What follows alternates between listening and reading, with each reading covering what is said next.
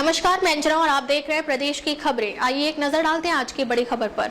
बिहार के डेयरी, मत्स्य एवं पशु संसाधन विभाग ने वित्तीय वर्ष 2025-26 की उपलब्धियों का ब्यौरा पेश करते हुए ग्रामीण अर्थव्यवस्था को मजबूती देने का दावा किया है।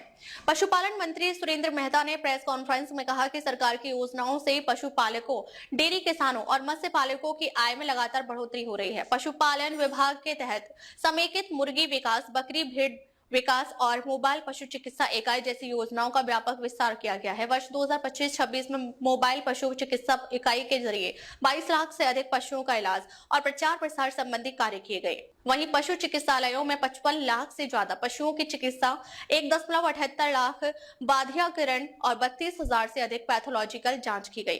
राज्य में खुरपका, मुंहपका, लंपी और ब्रूसेलोसिस जैसी बीमारियों के खिलाफ बड़े पैमाने पर टीकाकरण अभियान चलाया गया। विभाग ने नस्ल सुधार के लिए फ्रोजन सीमेन, स्ट्रो उत्पादन, सेक्स सॉर्टेड सीमेन और कृत्रिम गर्भाधान कार्यक्रम को भी तेज किया है। मंत्री ने बताया कि 68,000 से अधिक पशुपालक इस योजना से लाभान्वित हुए हैं। डेयरी क्षेत्र में गव्य विकास निदेशालय और कॉम्फेड के माध्यम से सुधा ब्रांड ने नई ऊंचाइयां हासिल की हैं। राज्य में प्रतिदिन औसतन 22 लाख किलोग्राम दूध संग्रह किया जा रहा है, जबकि कॉम्फेड की प्रोसेसिंग क्षमता 54 लाख लीटर प्रतिदिन है। सुधा के उत्पाद अब देश के कई महानगरों के साथ अमेरिका और कनाडा तक निर्यात किए जा रहे हैं। मत्स्य क्षेत्र में भी बिहार ने उल्लेखनीय प्रगति दर्ज की है। पिछले 10 वर्षों में औसत 8.9% की वृद्धि दर के साथ राज्य अब राष्ट्रीय स्तर पर चौथे स्थान पर पहुंच गया है। वर्ष 2024-25 में मत्स्य उत्पादन बढ़कर 9.59 लाख मीट्रिक टन हो गया। सरकार ने अगले वर्ष के लिए तालाब विकास, आधुनिक मत्स्य बिक्री केंद्र और एक्वाकल्चर इंफ्रास्ट्रक्चर को प्राथमिकता में रखा है। दूध के उत्पादन में हम आत्मनिर्भर हुए, मछली उत्पादन में भी हम आत्मनिर्भर हुए और खास करके मछुआरा समाज, मत्स्यजीवी समाज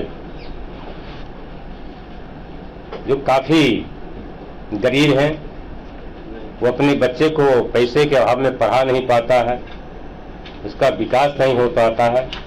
बिहार सरकार के माननीय मुख्यमंत्री आदरणीय श्री नीतीश कुमार जी ने अपने नेतृत्व में उस समाज के हित में, उस समाज के लिए बहुत बड़ा योजना चला है। उसे जाल, कीट वगैरह देना, तालाब खोदने में, मछली पालने में उसको रियायत देना, इस तरह से सरकार ने उसके जीवन स्तर को ऊपर उठाने में काफी मुस्तैदी के साथ खड़ा रहा और निश्चित रूप से ये मछली उत्पादन में हम आत्मनिर्भर हुए हैं और मछली भी, हमारा बिहार का मछली काफी वो अच्छा माना जाता है, उसका क्वालिटी अच्छा है।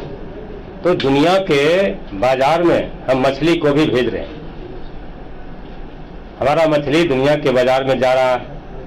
हम जब जमुई गए थे तो जमुई में वहाँ मछली पालन हो रहा, तो इस तरह से वो गेज वाला मछली पालन हो रहा था। हमने पूछा कि बताओ ये छोटा छोटा मछली है, इसका आकार कितना बड़ा होगा? तो कहा सर ये 50 से 100 ग्राम से ज्यादा ऊपर नहीं जाएगा। हम कहे इसको कि पालने से फायदा तब क्या होगा? तो बता रहा ये मछली दुनिया के बाजार में जब जाता है तो 1500 से 1600 रुपये किलो उसका कीमत होता है और ये जा रहा है, हमको अच्छी कीमत वहाँ मिल रहा है।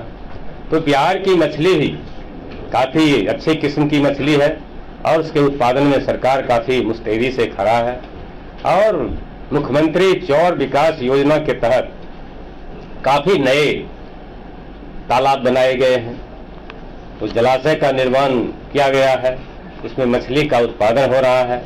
तो इस तरह से मछली के उत्पादन के क्षेत्र में भी हम काफी आगे हैं और निश्चित रूप से आने वाले दिनों में सेक्रेटरी साहब कह रहे थे कि वो जो सुधा बिक्री केंद्र खुलेगा, उसी तरह से हमारी मछुआरा समाज, मत्स्यजीवी समाज की माँ बहन सड़क पर किसी चौक चौराहे पर बैठ करके वो मछली बेचने का काम करती। सरकार की स्पष्ट समझ है कि हम उसे इस तरह से यत्र तत्र बैठने नहीं देंगे, हम उसके लिए दुकान की व्यवस्था करेंगे और सभी चौराहों पर मछली बेचने का वो दुकान खोला जाएगा। उसमें काफी हमको सफलता मिल रहा है, बहुत जगह बनाए जा रहे हैं। आने वाले दिनों में भी सही चौक चौराहा पर मछली का दुकान वो खोल करके हम लोग हमारे अपने मछुआरा समाज की उस माँ बहन को वो अलॉट करेंगे जो वहाँ बैठ करके मछली पालने का काम करेगी। और उसमें वो रेफ्रिजरेटेड वो व्यवस्था ही रहेगा कि वो हम लोग जब जाते थे, गांव समाज के लोग जब जाते हैं मछली लेने के लिए, तो वो मरा हुआ मछली वहां से लाते हैं। लेकिन सरकार ने समझ बनाया है कि अब वो मरा हुआ मछली नहीं, अब हम उस दुकान से जिंदा मछली लेके आए। इसलिए सरकार काफी उस पर मुस्तैदी के साथ खड़ा है। निश्चित रूप से आने वाला दिन जो होगा हमारे बिहार का इस विभाग में वो अच्छा दिन होगा और निश्चित रूप से इस विभाग के द्वारा हम गरीबों की आय को, पशुपालक किसान के आय को बढ़ाने में कामयाब होंगे। निश्चित रूप से आने वाला कल हमारा होगा, एक बेहतर बिहार बनेगा और एक विकसित भारत, विकसित बिहार बनेगा। निश्चित रूप से आने वाला कल हमारा होगा। हम इन शब्दों के साथ अपनी बात को समाप्त करते हुए सिर्फ आप तमाम भाइयों से यही कहना चाहेंगे कि निश्चित रूप से इस अभियान में हम सब लोग एक साथ होकर के कंधा से कंधा मिलाकर के आगे बढ़ें। निश्चित रूप से अब तक के लिए बस इतना ही, फिर मिलते हैं एक ऐसी ही बड़ी खबर के साथ। तब तक के लिए नमस्कार और देखते रहिए प्रदेश की खबरें।